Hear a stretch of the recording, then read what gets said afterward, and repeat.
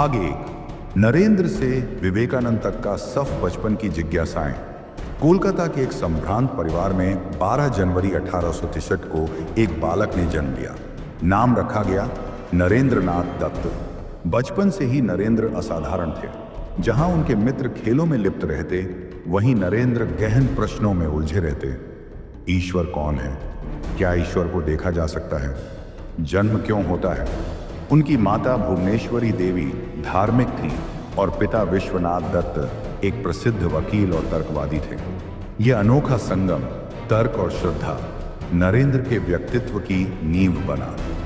विद्यार्थी जीवन और आध्यात्मिक भूख नरेंद्र का मन पढ़ाई में बहुत तेज था।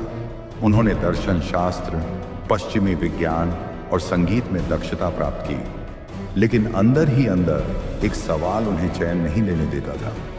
क्या किसी ने ईश्वर को प्रत्यक्ष देखा है? इस प्रश्न का उत्तर पाने के लिए उन्होंने कई संतों और विद्वानों से मिलना शुरू किया, लेकिन किसी का उत्तर उनके अंतर्मन को संतुष्ट नहीं कर पाता। रामकृष्ण परमहंस से भेंट। एक दिन उनके एक मित्र ने उन्हें दक्षिणेश्वर मंदिर चलने का प्रस्ताव दिया, जहां एक संत रहते थे, रामकृष्ण परमहंस। नरेंद्र वहां पहुंचे और सीधा सवाल दागा, क्या आपने ईश्वर को देखा है?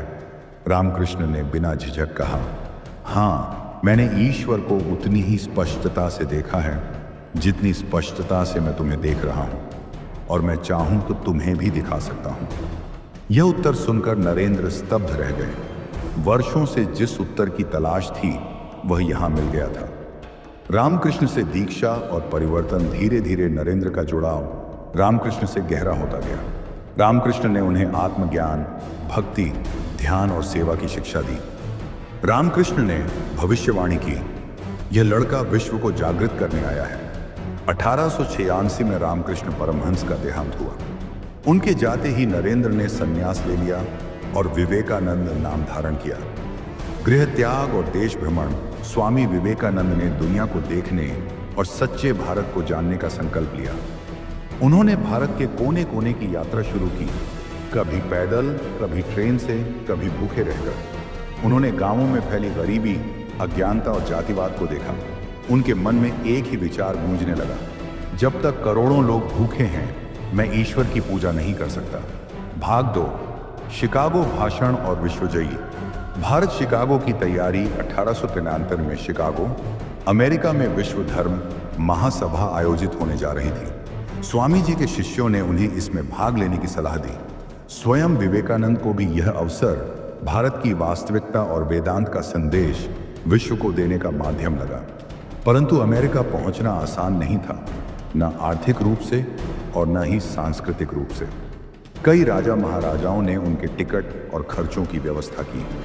वे समुंदर पार कर अमेरिका पहुंचे, जहां उनका स्वागत नहीं बल्कि उपेक्षा हुई। बिना आमंत्रण पत्र के वे महासभा में प्रवेश नहीं पा सके।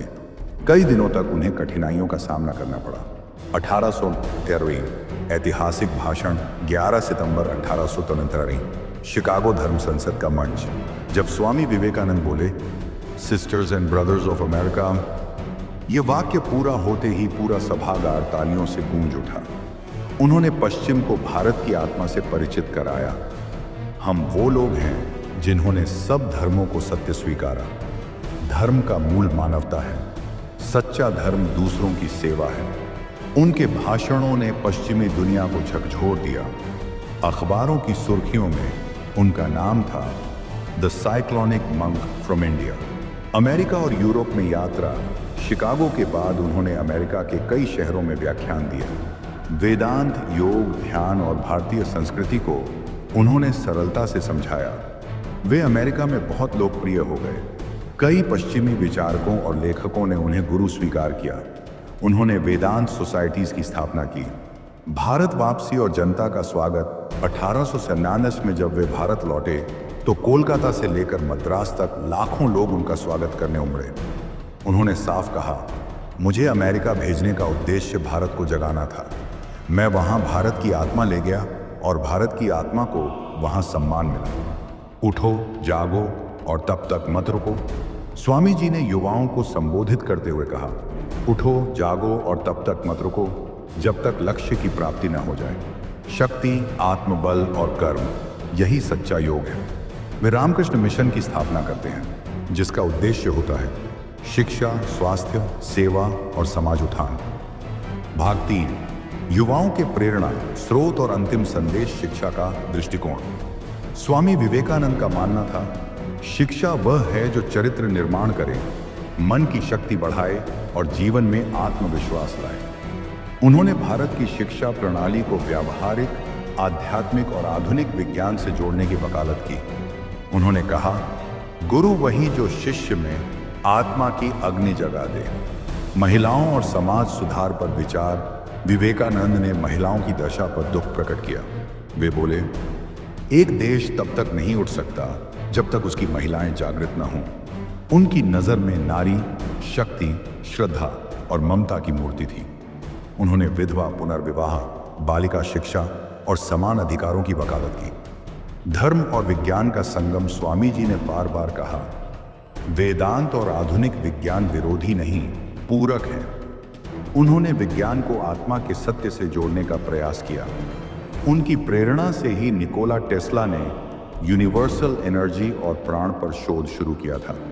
अंतिम समय और देह त्याग। जून 1902 में वे बेलूर मठ में ध्यान, प्रवचन और संगठन के काम में लीन थे। 4 जुलाई 1902 दिन था स्वतंत्रता का प्रतीक और इसी दिन विवेकानंद ने ध्यानावस्था में देह त्याग दी। महज 39 वर्ष की आयु में वे संसार छोड़ गए, पर उनका प्रभाव आज भी जीवित है। विरासत। भारत सरकार ने 12 जनवरी को राष्ट्रीय युवा दिवस घोषित किया है। रामकृष्ण मिशन आज भी पूरे भारत और विदेशों में सेवा कर रहा है। उनके विचार आज भी यूपीएससी, आईआईटी और युवा संगठनों की प्रेरणा है। समाप्ति। शब्दों से परे एक जीवन। स्वामी विवेकानंद की कहानी केवल एक साधु की नहीं, बल्कि एक क्रांतिकारी चेतना की कहानी है। वे विचार बनकर जिए, ऊर्जा बनकर प्रेरणा बने। उन्होंने सिखाया, यदि तुम विश्वास करते हो कि तुम कमजोर हो तो तुम कमजोर हो, और यदि तुम विश्वास करते हो कि तुम सब कुछ कर सकते हो तो तुम अजेय हो।